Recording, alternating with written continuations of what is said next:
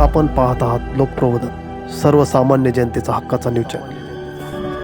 कासारे येथे धीरज खैरनार व अनिलदादा देसले यांचा जाहीर सत्कार।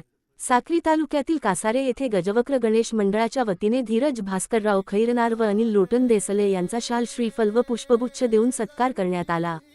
धीरज खैरनार यांची केंद्र प्रमुखपदी तर अनिल देसले यांची शिवसेनेच्या झोपडपट्टी महासंघाच्या उत्तर महाराष्ट्र कार्याध्यक्षपदी निवड झाल्याबद्दल हा सन्मान करण्यात आला।